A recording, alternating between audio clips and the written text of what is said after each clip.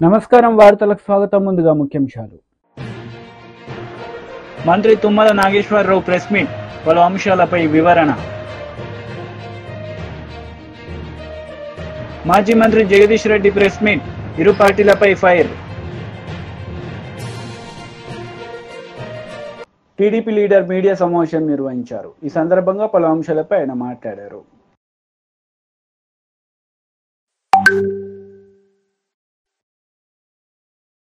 ప్రపోజల్స్ని బట్టి అది 20 కోట్లు, 20.22 లక్షలు. అది కొత్త బ్రిడ్జి, పాత బ్రిడ్జ్ పక్కనే ఇంకో బ్రిడ్జ్ వస్తుంది. భద్రాచలంలో వచ్చినట్టే కిన్నెర సాని మీదకి ఉంటూ ఇంకో బ్రిడ్జ్ వస్తుంది. అదేవిధంగా ఇప్పుడు ఇక్కడ కోదాడ జంక్షన్ నుంచి వరంగల్ క్రాస్ రోడ్ కొద్దిగా మిగిలిపోయింది.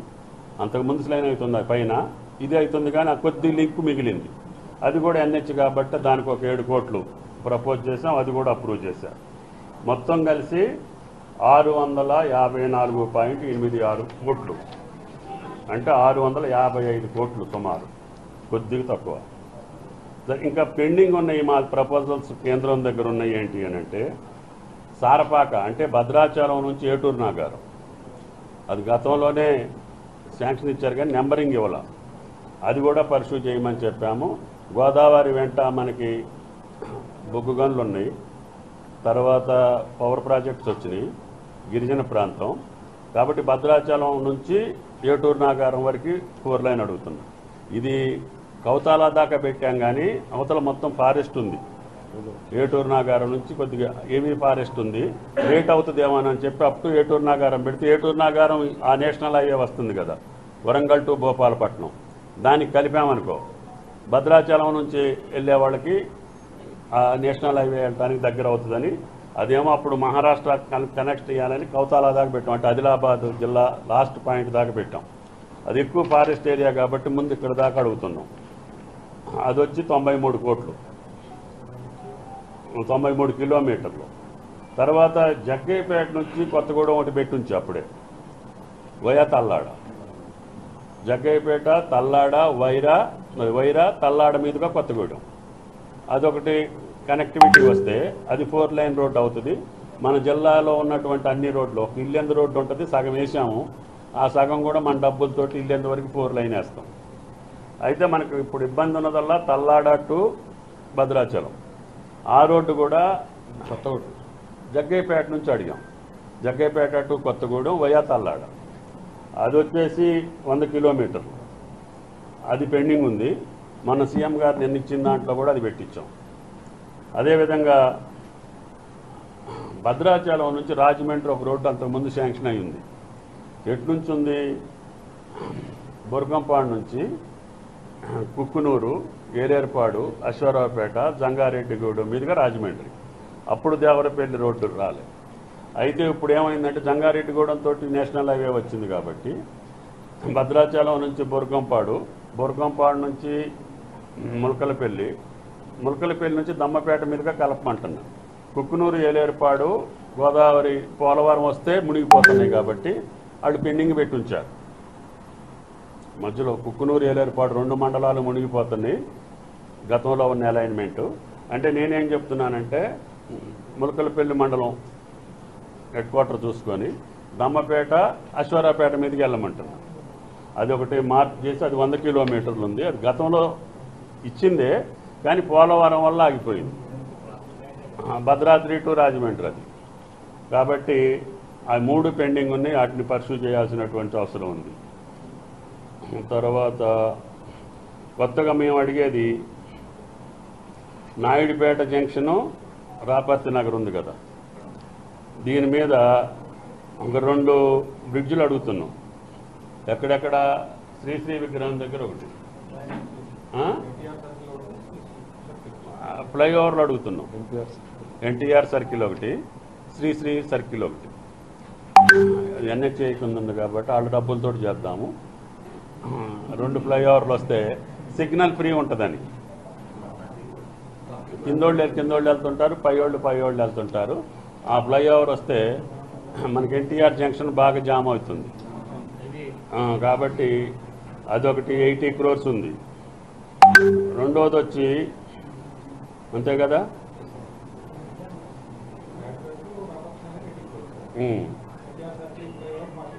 Okay okay. ఒకటేమో నాయుడుపేట నుంచి తిన్నగా Munneru river. YCP leader Ambati Rambabu media సమావేశం నిర్వహించారు. ఈ సందర్భంగా పలు అంశాలపై ఆయన మాట్లాడారు. జగన్మోహన్ రెడ్డి గారిది కూడా వేసి ఇదిగో పూర్తి చేస్తా అన్నాడు, చేయలేదు, చూడండి అని నవ్వుతున్నావు. నీ పక్కన అంతా కూడా నీ తాబేదారులు, నీ సమ్మతీయులు అందరూ నీకు సంబంధించిన మీడియా వాళ్ళని పెట్టుకుని వాళ్ళతో క్వశ్చన్లు ఎంచుకుని నేను అడుగుతున్నానయ్యా, చంద్రబాబు నాయుడు గారు మీరు 5 సంవత్సరాలు ముఖ్యమంత్రిగా ఉన్నారు. గతంలో మీరేం చెప్పారు? అప్పుడు మర్చిపోయారా? ఒకసారి వేయండి అయ్యా. ఇదే శాసనసభలో జగన్మోహన్ రెడ్డి గారు అపోజిషన్ లీడర్గా ఉన్నప్పుడు దేవినేని ఉమా మీ ఇరిగేషన్ మినిస్టర్ ఏం మాట్లాడాడో దానికి సమాధానం చెప్పగలరా మీరు? ఇవాళ చెప్పండి, ఒకసారి చూడండి.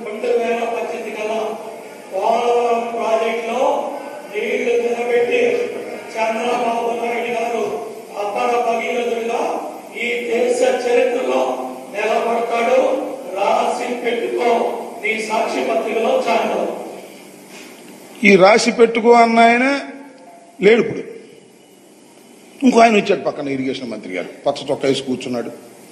నిమ్మల రామానాయుడు గారు బాగా స్టడీ చేసే మనిషే. నేను శాసనసభలో కూడా చూసి ఆపోజిషన్లో ఉన్నప్పుడు ఆయన ఏం మాట్లాడలేదు. ఇవాళ ఇరిగేషన్ మంత్రి గారు ఎందుకు మాట్లాడలేదు? కారణం ఒకటే, ఆయన ఇంకా అర్థం కాల. అర్థం చేసుకుంటాడు. నేను చెప్పాను చాలా క్లిష్టమైంది, అర్థం కాదు అని. నీకు కూడా చాలా అర్థం కాల. ఇంకా నాకు అర్థమైంది, పెద్దవాడు అనలేదు, కానీ నీకు కూడా ఇంకా అర్థం కాలేదు. ఎందుకని అర్థం కాలేదంటే 41.15 ఫస్ట్ స్టేజీ, 45.72 సెకండ్ స్టేజ్ అనే దాని మీద నిన్ను ప్రశ్నలు అడిగితే దాన్ని స్టడీ చేయాలనేటువంటి మాట మీరు మాట్లాడారు. నేను ఏమిటి ఇక్కడ చెప్పదలుచుకుంది ఏంటంటే, మీరు మమ్మల్ని పూర్తి చెయ్యలేదు అనేటువంటి మాట మీరు మాట్లాడుతున్నారు. మరి మీరిచ్చిన మాటను ఏ విధంగా సమర్థించుకుంటారు? నెంబర్ 1. నెంబర్ 2, మొత్తం టోటల్ గా చంద్రబాబు నాయుడు గారి ఇవాళ శ్వేతపత్రం మీద ఇచ్చినటువంటి ప్రజెంటేషన్ గాని, వారు చెప్పినటువంటి ఉపన్యాసం గాని, వారు చెప్పినటువంటి లెక్కలు గాని ఒక్కసారి మీరు పరిశీలన చేయండి. ఆత్మవిశ్వాసం లేదు, అన్ని తప్పులు చెబుతున్నా అనేటువంటి భయం లోపలుంది. అందువల్ల అట్ట మార్చేటటువంటి ప్రయత్నం చేసేటటువంటి ప్రయత్నం చేశారు. ఎప్పుడు పూర్తి చేస్తారు అంటే దానికి సమాధానం లేదు. ప్రతి సోమవారం పోలవరం అన్న చంద్రబాబు నాయుడు గారు మళ్ళా సోమవారం ఇంకా పోలవరం వెళ్ళాలని చెప్పేశాడు. ఇవాళ వీళ్ళు ఏం చేయాలి? నేను ప్రతి సోమవారం వెళ్ళి అదేమంటే విధ్వంసం. జగన్మోహన్ రెడ్డి గారు విధ్వంసం చేసేశాడు. కాంట్రాక్టర్ మార్చేశాడు. కాంట్రాక్టర్ మార్చేయడంతో విధ్వంసం జరిగిపోయింది. నేను ఒకటి మనవి చేస్తున్నా, చరిత్రలో కోర్స్ మీరు గెలిచి ఉండొచ్చు, 4వసారి మీరు ముఖ్యమంత్రిగా ప్రమాణ స్వీకారం చేయవచ్చు. వయసులో నాకన్నా జగన్మోహన్ రెడ్డి గారి కన్నా, జగన్మోహన్ రెడ్డి గారి కంటే జగన్మోహన్ రెడ్డి గారి తండ్రి వయసు మీద పెద్దవారు కావచ్చు. కానీ అసత్యాలు మాట్లాడితే మీరు ఎంత బలంగా గెలుచున్నా ప్రజలు నమ్ముతారని మాత్రం దయచేసి అనుకోవద్దని మనం చేస్తున్నాం. నారా చంద్రబాబు నాయుడు గారు మీరు వాళ్ళన్నీ పచ్చి అవాస్తవాలు చెప్పేటటువంటి ప్రయత్నం చేశారు. మొత్తం విషయాన్నంతా కూడా వైఎస్ఆర్ ప్రభుత్వం మీద, మరి మాట్లాడితే ప్రభుత్వంగా జగన్మోహన్ రెడ్డి గారి మీద నెట్టేసి విధ్వంసం చేసేశారు అనేటువంటి మాట. జగన్మోహన్ రెడ్డి గారు విధ్వంసం చేయబట్టే మేము మా 5 సంవత్సరాల కాలంలో కూడా మేము పూర్తి చేయలేకపోతున్నాం అనేటువంటి చేతులు పైకెత్తేటటువంటి కార్యక్రమం ఇవాళ మీకు చాలా స్పష్టంగా అర్థమై ఉంటుందని నేను భావిస్తా ఉన్నా. ఇక్కడ టోటల్ గా ఇక్కడ గమనించవలసినటువంటి అంశం ఏమిటంటే, ఎందుకు ఆలస్యం అవుతుంది? నేనే చెప్పానే, నేను అర్థం చేసుకున్నాను. ముందు అర్థం కాలేదు, అర్థం చేసుకున్నాను. అర్థం చేసుకుని జగన్మోహన్ రెడ్డి గారి దగ్గరికి వెళ్లి ఇది ఆలస్యం అవుతుందని చెప్పాను. తర్వాత నేను కూడా చెప్పాను. కారణం ఏంటి? మీరు చేసిన తప్పిదాల వల్లనే ఇవాళ ఈ ప్రాజెక్టు సర్వనాశనం అయ్యింది అని ఖచ్చితంగా నిరూపించగలని మనం చేస్తున్నాం. మా మీద నెట్టేయటం కాదు, ఇవాళ మీరు అధికారంలో ఉన్నారని. ఖచ్చితంగా మీరు చేసినటువంటి తప్పిదాల వలన, ప్రోటోకాల్ మీరు ప్రారంభించకపోవడం వలన, ప్రయత్నం చేయకపోవడం వలన ముందు కట్టవలసింది వెనక కట్టవలసింది ముందు కట్టడం వలన ఇవాళ ఈ పరిస్థితి ఏర్పడింది. ఎవరన్నా నిపుణుల్ని కనుక్కోండి, మీ దగ్గర నిపుణులు ఉన్నారు కనుక్కోండి. రహస్యంగా పిలిచి డైరెక్ట్గా అడగరు. కానీ నారాయణ రెడ్డి గారని ఆయన ఈఎన్సీ ఉన్నాడు, వెంకటేశ్వరరావు గారని సలహాదారుడు ఉన్నాడు, వాళ్ళిద్దరికి బాగా తెలుసు. వాళ్ళని పిలిచి అడగండి గదిలోకి, అయ్యా ఏంటి అసలు వాస్తవం ఏంటి చెప్పండి అని అడగండి. మీకు చెప్పడానికి భయపడతారు వాళ్ళు, ఎందుకంటే మీరు 4వసారి ముఖ్యమంత్రిగా కాబట్టి ఉన్నారు కాబట్టి. వాళ్ళని అడగండి, చెప్తారు ఎందుకు జరిగిందో, డయాఫ్రామ్ వాళ్ళు ఎందుకు కొట్టుకుపోయిందో. It is a very simple issue. మేమేమీ చేయలేదు, కాలయాపన చేశాం. నేను మనవి చేస్తున్నాను, మేము అద్భుతమైన పురోగతిని ఈ 5 సంవత్సరాల కాలంలో అనిల్ గారు ఉన్నప్పుడు కానీ నేనున్నప్పుడు కానీ పురోభివృద్ధిని తీసుకొచ్చినటువంటి వ్యక్తులమని కూడా మనం చిత్తశుద్ధిగా డాక్టర్ వైఎస్ రాజశేఖర రెడ్డి గారు కలలు కన్నటువంటి ఈ ప్రాజెక్టుని పూర్తి చేయాలనే తపనతో పనిచేశాం తప్ప బిల్లులు చేసుకుని డబ్బులు కాజేయాలని పనిచేయలేదు. గుర్తుపెట్టుకోండి. నేను కొన్ని ప్రశ్నలు అంతకు ముందు అడిగాను, ఇప్పుడు కూడా అడుగుతాను. ఇవాళ కాకపోతే ఏంట్లే ఆ రాంబాబు ఆంబోతు వాడికి చెప్పేది అనుకోకుండా చెప్పే ప్రయత్నం చేయండి. మీ చిత్తశుద్ధిని పరిశీలించుకోండి. నారా చంద్రబాబు నాయుడు గారు, నేను ఒకటే అడుగుతా ఉన్నా ఇవాళ, ఇంకా చూపిస్తాను మీకు కావాలిస్తే. అయ్యా చంద్రబాబు నాయుడు గారు, రాష్ట్రం విడిపోయింది, దురదృష్టం. హైదరాబాద్ లాంటి మహాపట్టణం మనకు రాలేదు.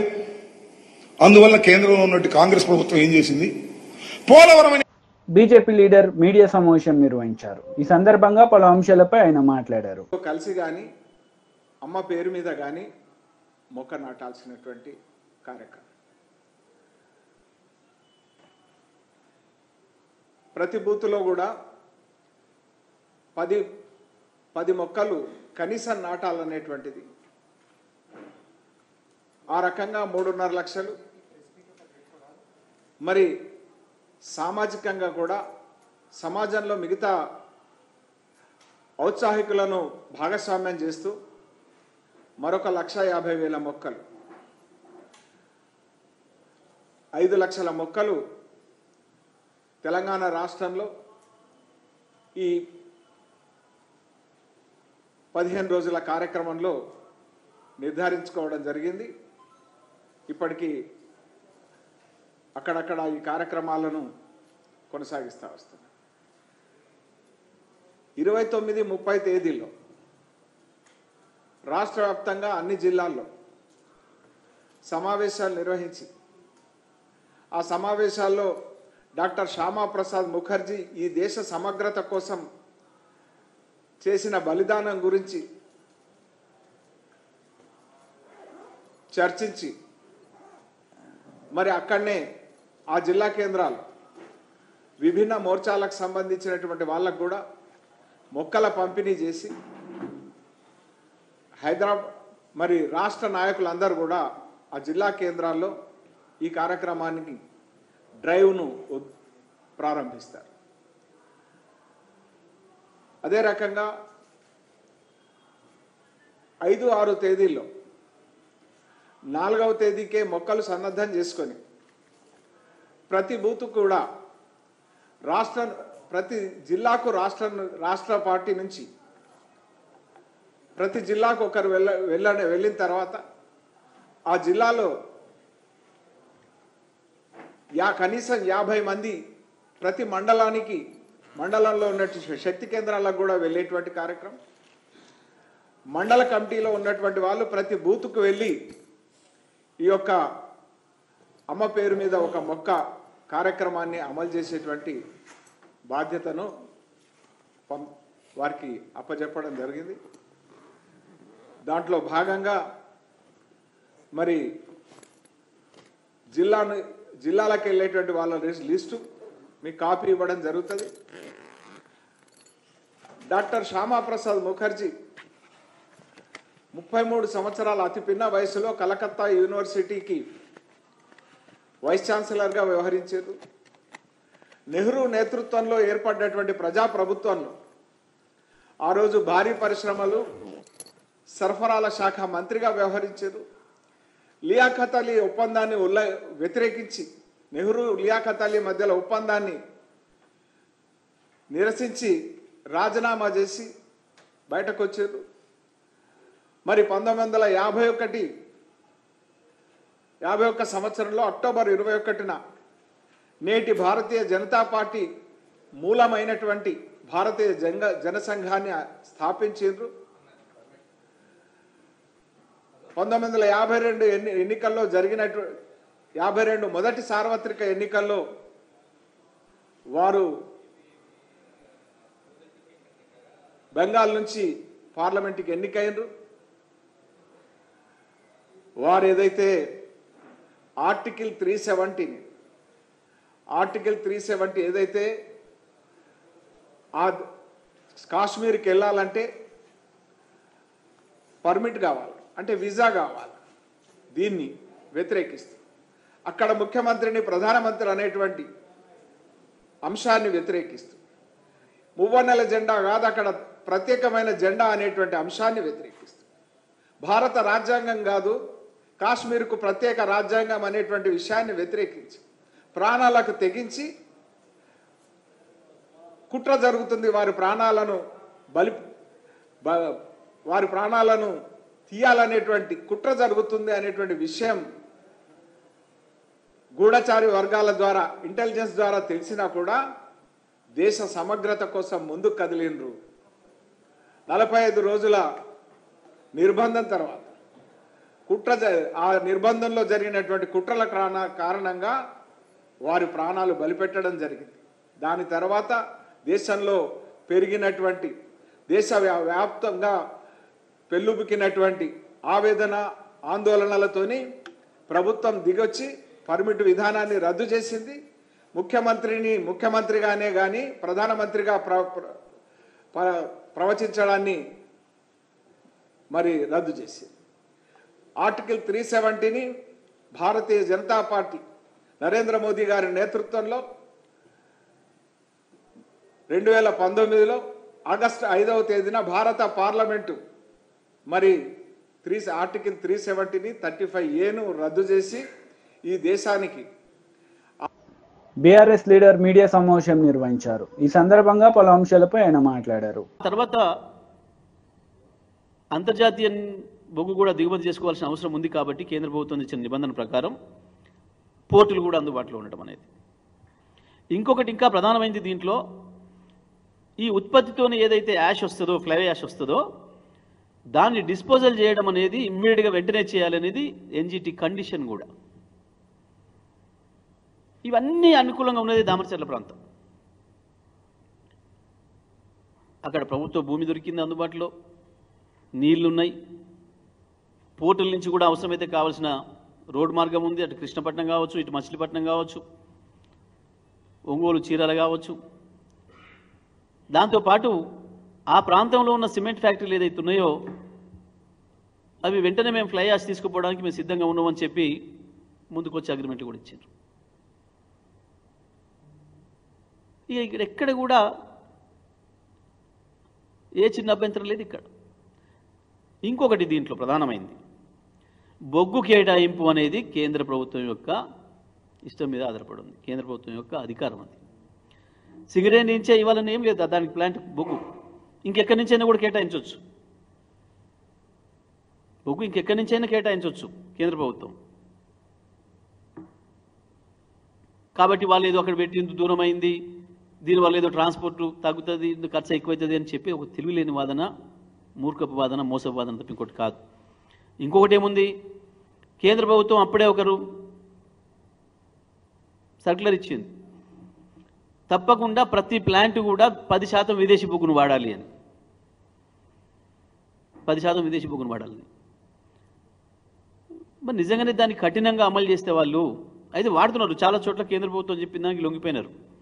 మనం ఒకరమే సింగరేణి మన చేతిలో ఉంది కాబట్టి అని చెప్పి మేము తీసుకోము, మీరు చెప్పింది కేంద్రం నుంచి చెప్పినట్టుగా విదేశీ బొగ్గు తీసుకుంటే ధర ఎక్కువ అవుతుంది, మాకు అవసరం లేదు అని చెప్పి సింగరేణి వాడుతున్నాం. కానీ నిజమే కేంద్రం కనుక కఠినంగా అమలు చేస్తే వాళ్ళు ఇచ్చిన నిబంధన విదేశీ బొగ్గు తేవాల్సి వస్తుంది.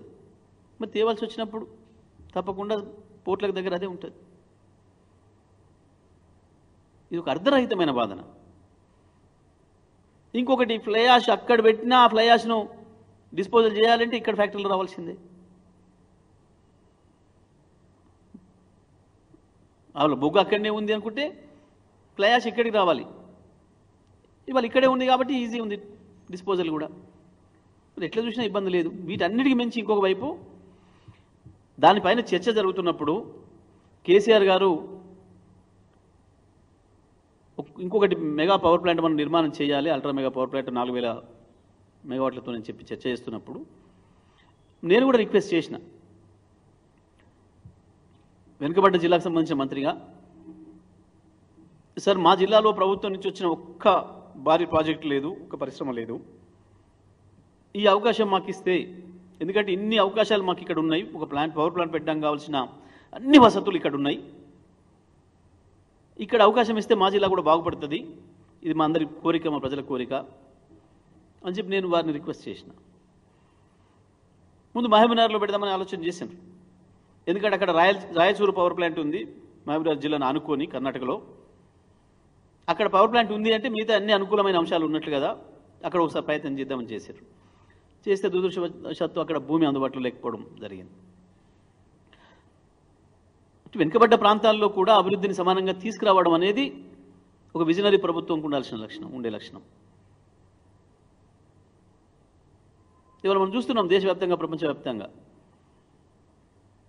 ఆయా దేశాలు కావచ్చు, ఆయా రాష్ట్రాలు కావచ్చు, అభివృద్ధి విషయంలో ప్రాంతాలలో తేడా వస్తే ఏం జరుగుతుందో మనం చూస్తున్నాం. మరి ఇటువంటి సందర్భంలో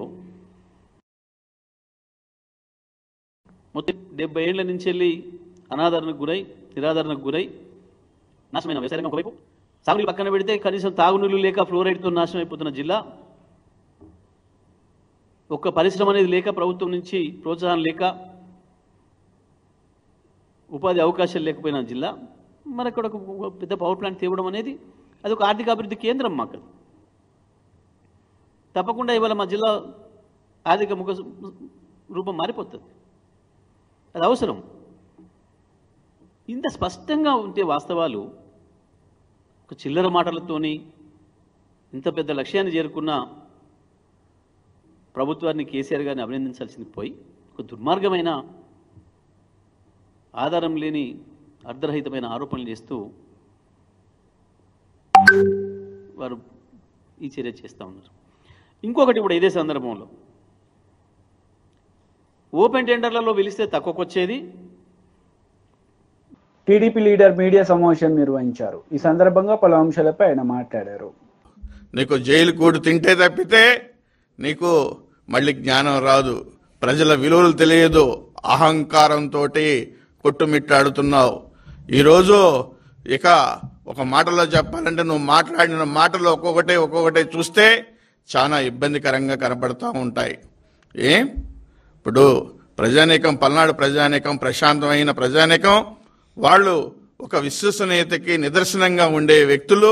అందుకనే మీరు చేసిన వైఎస్ఆర్ పార్టీ చేసిన దౌర్జన్యాలకి మరి ఒక క్లీన్ చిట్ ఈరోజు ఒక తెలుగుదేశం పార్టీ 7 శాసనసభ్యుల్ని చిన్న మెజారిటీతో కాదు అత్యధిక మెజారిటీలతో గెలిపించారు పల్నాడు జిల్లా ప్రజానీకం అనేది కూడా ఈ సందర్భంగా గుర్తు చేస్తున్నాను. అందుకనే మిమ్మల్ని వదిలిపెట్టే ప్రసక్తి లేదు. మీరు చేసింది ఒక్కొక్కటి తోవాల్సిన బాధ్యత ఉంది ఈ ప్రభుత్వానికి. నేను ఈ ప్రభుత్వానికి కూడా, కూటమి ప్రభుత్వానికి కూడా తెలుగుదేశం పార్టీ తరపు నుండి విజ్ఞప్తి చేస్తున్నాను. ఇదే పిన్నెల్లి సోదరులు చేసిన దౌర్జన్యాలన్నిటినీ ఒక్కొక్కటి బయటకు తీయాలనే దాని మీద ఈ ప్రభుత్వానికి నేను విజ్ఞప్తి చేస్తున్నాను. తప్పనిసరిగా ఇక్కడ ఇటువంటి దోషుల్ని శిక్షించడం వలన మరి ప్రజానీకం కూడా హర్షిస్తారు. అదేవిధంగా భవిష్యత్తులో ప్రజాస్వామ్య విధానాల్లో ముందుకు నడవడానికి అవకాశాలు ఉంటాయనేది కూడా ఈ సందర్భంగా తెలియజేసుకుంటూ, తప్పనిసరిగా ఎవరైనా సరే భవిష్యత్తులో ఈ యొక్క ప్రభుత్వం, ఇప్పుడు జరుగుతున్న ఈ ప్రభుత్వం, చంద్రబాబు నాయుడు గారు కూటమి ప్రభుత్వం మరి భవిష్యత్తులో విలువలతోటి వెళుతుంది అనే విశ్వాసం ప్రజల్లోకి వచ్చింది. అభివృద్ధి జరుగుతుందనేది ప్రజల విశ్వసిస్తున్నారు. తప్పనిసరిగా సామాన్యునికి న్యాయం జరుగుతుందని విశ్వసిస్తున్నారు. తప్పనిసరిగా ఇటువంటి గూండాయిజాన్ని మరి రూపుమాపుతారనే దాని మీద కూడా ఆలోచిస్తున్నాం. ఇంకోటి విషయం కూడా చెప్పాలి. నిన్న ఎలక్షన్స్ అప్పుడు తెలుగుదేశం పార్టీకి సంబంధించిన కార్యకర్తల మీద మరి దౌర్జన్యాలు చేసి వాళ్ళ మీదే కేసులు పెట్టిన సంఘటనలు కూడా ఈ రోజు కూడా ఉన్నాయి. ఈ రోజు వరకు కూడా పల్నాడు జిల్లాలో జైల్లో తెలుగుదేశం పార్టీ కార్యకర్తలు ఉన్నారు. అంటే ఒకటి, నువ్వు ఆ రోజు మీ ఇన్ఫ్లుయెన్స్ తోటి కేసులు బుక్ చేయించారు మీకున్న అక్కడ ఉన్న పోలీస్ డిపార్ట్మెంట్ తోటి. ఈరోజు రేపు మీరు కూడా అనుభవిస్తారు. ఎప్పుడు న్యాయం గెలుస్తుంది, ధర్మం గెలుస్తుంది, దానికి నిదర్శనం ఈరోజు తెలుగుదేశం పార్టీ కూటమి మరి అధికారంలోకి రావటం అనేది. ఒకసారి వార్తలు ముగించే ముందు ముఖ్యాంశాలు మరోసారి. మంత్రి తుమ్మల నాగేశ్వరరావు ప్రెస్ మీట్, పలు అంశాలపై వివరణ. మాజీ మంత్రి జగదీష్ రెడ్డి ప్రెస్ మీట్, ఇరు పార్టీలపై ఫైర్. ఈ వార్తలు ఇంతటితో సమాప్తం. తిరిగి ప్రసారమయ్యే వార్తల్లో మళ్ళీ కలుద్దాం. అంతవరకు సెలవు. నమస్తే.